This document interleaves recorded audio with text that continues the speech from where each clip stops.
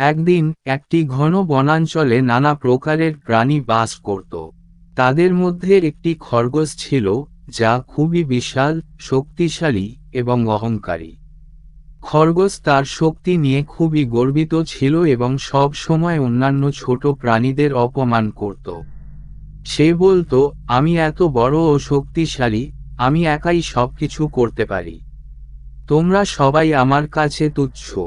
এদিকে বনাঞ্চলে একটি ছোট ইঁদুরও বাস করত। ইঁদুর ছিল সহজ সরল এবং সে অন্যান্য প্রাণীদের সাথে ভালো সম্পর্ক রাখত। ইঁদুর সব সময় সাহায্যের হাত বাড়িয়ে দিত, কিন্তু তার দুর্বলতার কারণে সে প্রায়ই অবহেলা এবং অপমানের শিকার হতো। একদিন ইঁদুর বনভূমির এক অংশে ঘুরতে গিয়ে একটি বড় ধরনের শিকারীর জালের দিকে চোখ পড়ে।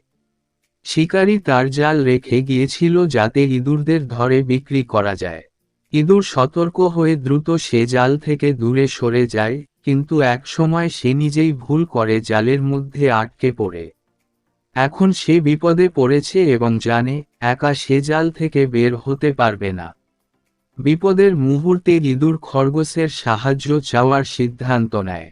সে দ্রুত খরগোশের কাছে যায় এবং সাহায্যের জন্য আবেদন করে। খরগোশ প্রথমে সাহায্য করতে রাজি হয় না। সে হাসতে হাসতে বলে, তোমার মতো এত ছোট প্রাণীর জন্য আমি আমার শক্তি নষ্ট করতে যাব কেন? তুমি নিজেই নিজের সমস্যার সমাধান করো। কিন্তু ইঁদুর তার অনুরোধে ত্রাহি হওয়া ভঙ্গিতে বলেছিল, দয়া করে আমাকে সাহায্য করো।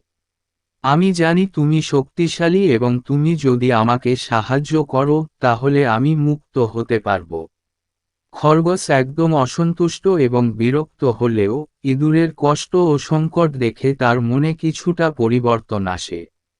সে মনে করে এটি একটি ভালো সুযোগ হতে পারে এবং যদি সে সত্যিই সাহায্য করে তাহলে তাকে নিজের অহংকারকে পাশ কাটিয়ে সত্যিকারের শক্তি ও মূল্য বুঝতে হবে। খরগোশ অবশেষে ইঁদুরকে সাহায্য করতে রাজি হয়। সে জালের কাছে গিয়ে তার শক্তিশালী পায়রা দিয়ে জাল ছিঁড়ে ফেলে দেয়।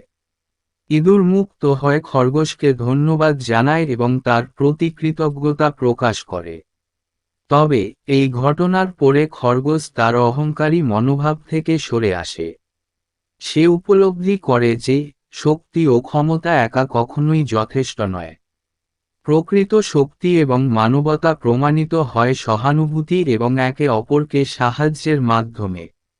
খরগোশ বুঝতে পারে যে ইঁদুরের মতো ছোট প্রাণীর জীবনও মূল্যবান এবং তার পাশে দাঁড়িয়ে তাকে সাহায্য করা ছিল সত্যিকার মহত্বের কাজ। এই গল্পটি আমাদের শেখায় যে অহংকার আমাদের চোখ বন্ধ করে দেয় অন্যদের প্রয়োজন ও সহানুভূতির প্রতি। খরগোশের মতো অহংকারী মনোভাব ত্যাগ করা উচিত এবং নম্রতা ও সদাচার সহানুভূতি আমাদের প্রকৃত শক্তি এবং মানবতার পরিচয় দেয়। ছোট বা দুর্বল হলেও প্রত্যেক প্রাণীকে সহানুভূতির মাধ্যমে সাহায্য করা উচিত। শক্তি কেবলমাত্র বাহ্যিক বাহুবলে সীমাবদ্ধ নয়।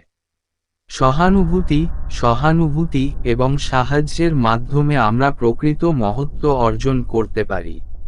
এই গল্পটি শিশুদের শেখায় যে তারা যতই ছোট বা দুর্বল হোক না কেন, তাদের সাহায্যের প্রয়োজন থাকতে পারে এবং বড় বা শক্তিশালীদেরও অহংকার ত্যাগ করে সহানুভূতির প্রদর্শন করা উচিত। ভিডিওটি ভালো লাগলে লাইক ও শেয়ার করুন, চ্যানেলটি সাবস্ক্রাইব করুন। ধন্যবাদ।